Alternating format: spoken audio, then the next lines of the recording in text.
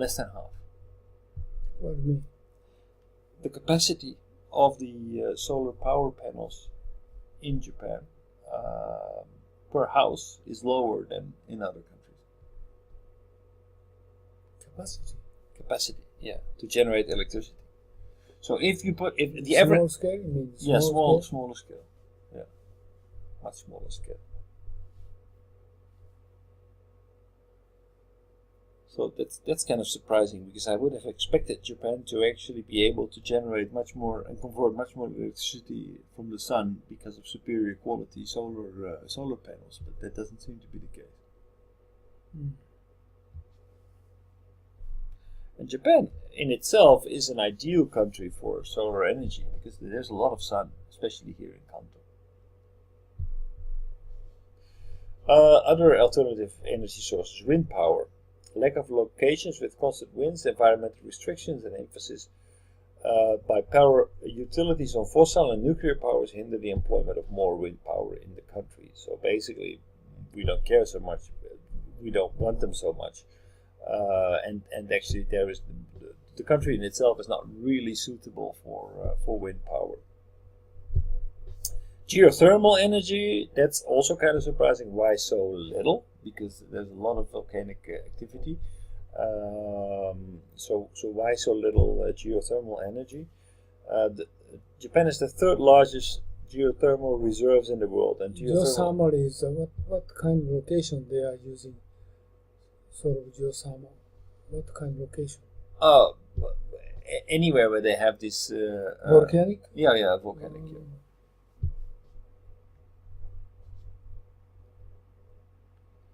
So, but again, probably this is a cost issue. Maybe. Yeah. In particular, is being heavily focused on as a source of power. So geothermal, it has a lot of potential, but how to use it in an economic way? That's the challenge. Waste and biomass energy. Japan has 190 generators attached to municipal waste units, and 70 independent plants using biomass fuel to produce energy. In 2008, Japan produced 322 million tons of biomass fuel and converted 76 of this into energy. Mm. So recycling, and so that's a very good way to generate energy. Ocean energy. 2012, the government announced plans to build experimental tidal power and wave power plants in coastline areas. Again, this is an economic problem. There's of course, the nice thing about tidal energy is that it's very constant, so we don't need to worry so much about long periods of energy not being capable of being generated. But maintenance is still an issue. Mm. Costs of the installations and cost of maintenance will be have a big impact. Mm.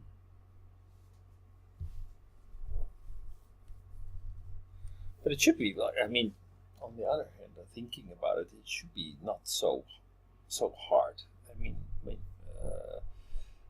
basically, just if the tide increases, you just fill a huge reservoir with water. Then if the tide goes down, then you can just generally release that back to the ocean. Okay, to keep that water, to store it, to pen it up, that will cost, but it doesn't seem to be that hard to do. All right, next one.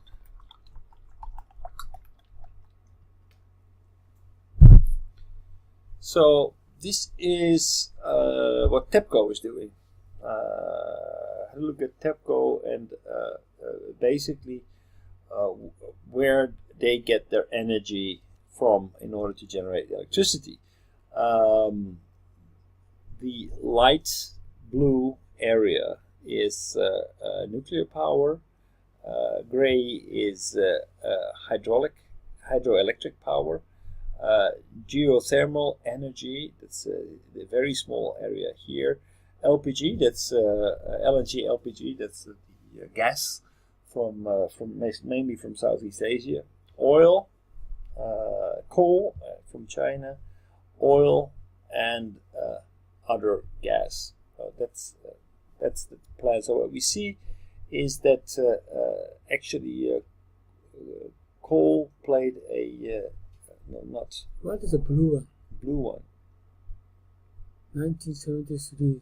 1973. That's gas, basically. Gas? Yeah, gas. No, 1973. Here, this one. This is gas? Gas. No, color is different.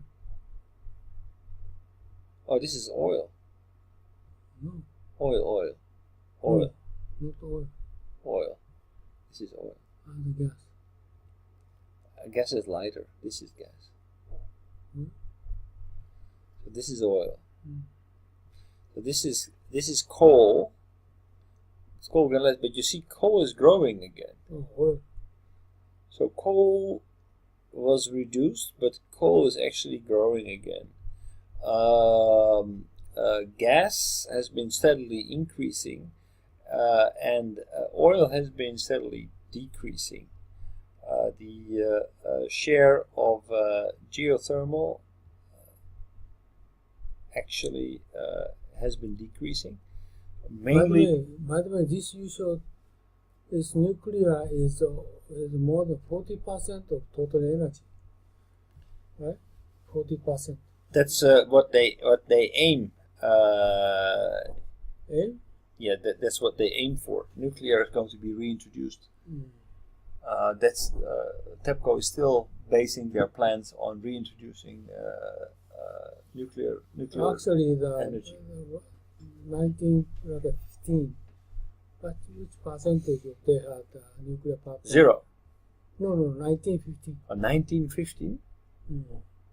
Nothing. 1915? Mm. Was there already nuclear power? So before that, 1950? before disaster. Before. That's was about 28. 28? Yeah. Mm. 28% of nuclear power. So that's a lot.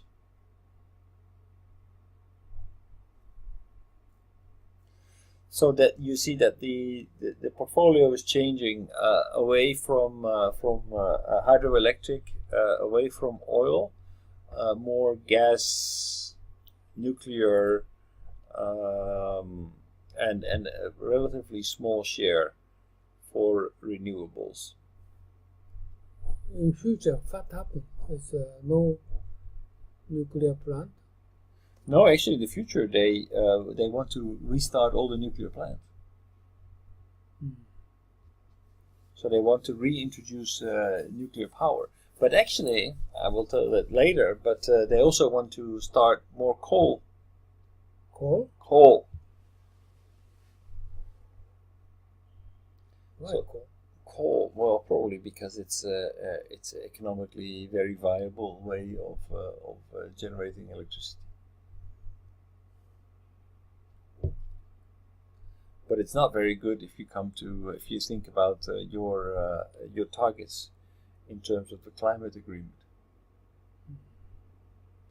I will show a video a bit later about this.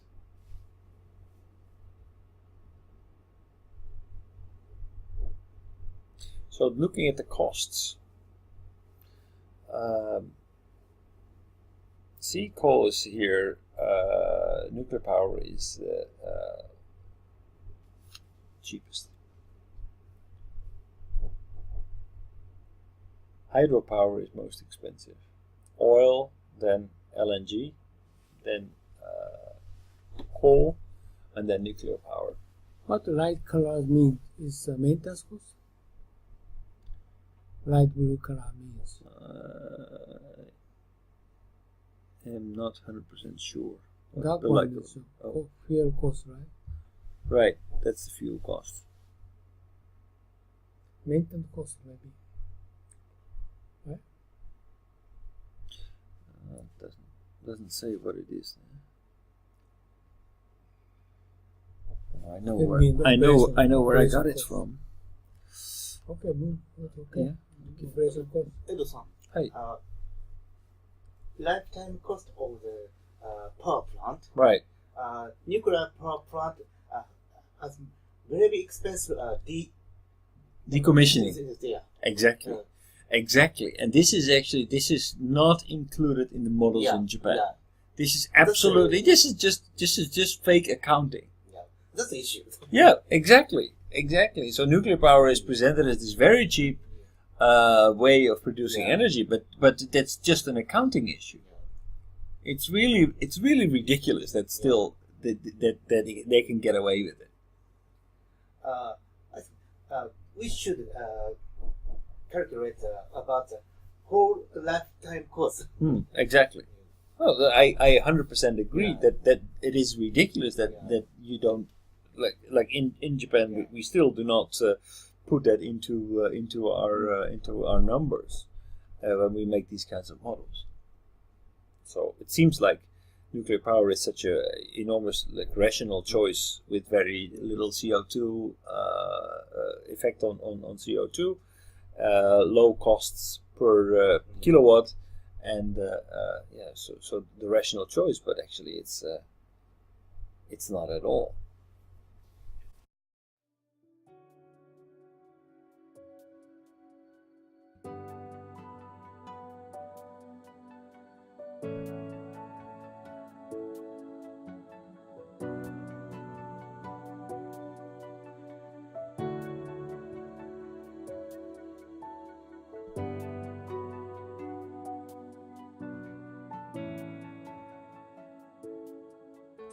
はい、皆さんこんにちは、雲野です。今日はですね、雲野塾の研修のプログラムをご紹介したいと思います。で、こういうふうなホームページありますけれども、ぜひですね、一度中身をご覧になっていただきたいと思います。今日はブーキューブさんのスタジオに来て、この収録をしておりますので、中身はこういうふうになってて、今最近ホットなね、グローバルリーダーの定義など書いてあります。で、特に経団連が作成しました留学すれば英語ができて専門性を持つというだけではですね、グローバルリーダーになれないとここに書いてありますようにですね、仕事ができる専門性を持つ英語ができるだけじゃなくてですね、私どもの塾ではリベラルアースということと、それからもう一つは孫子の兵を、さらにはですね、日本の歴史というものを合わせて教えることによって皆さんが海外の欧米の方々と、もしくは華僑圏の方々と正々堂々と渡り合えるような人物を育成しようというふうなことを考えています。ここに次のスライドが出ておりますけれども、ここに書いてありますのはですね、さらに、私どもの雲野塾の中身につきましてはですね、欧米の資料しか使っておりません。また実際に雲野塾は英語でやっておりますので、英語の講師が話しておりますけど、学習はですね、日本の歴史をまだ教えてますので、学習の午後はですね、日本のプログラムをしております。で、以前はこれ有料だったので、今はですね、実際に会場費も取っていただいておりませんで、毎回5000円ということで、朝9時から午後5時までやっておりますので、ぜひ皆さんですね、ご検討の上ご参加いただければと。英語のできない方もですね、学習の午後こういうふうな研修をしておりますので、ぜひご参加いただければというふうに思っておりますので、よろしくお願いします。で、ここにさらにですね、グループ討議とか実務の勘どころを教えると書いてありますけど、実際には私が10年ほどですね、欧米の新聞とか雑誌等をですね、集めてきた、もともと英語のベースでございますので、そうしたものをですね、50セッションのテーマに分けて資料作成をしております。そういうことで、世界のオペレーション、もしくはカントリーリスクも含めてですね、しかも世界のトップの方々に対してもいろいろな分析とか洞察をしてですね、議論をしております。そういったことも含めてですね、今後ともよろしくお願いしたいと思います。以上で私の挨拶を終えますが、今回のこのビデオの収録にあたってはですね、V キューブさんのスタジオをお借りしてですね、お時間を頂戴して、このビデオを作成させていただきました。よろしくお願いします。どうもありがとうございました。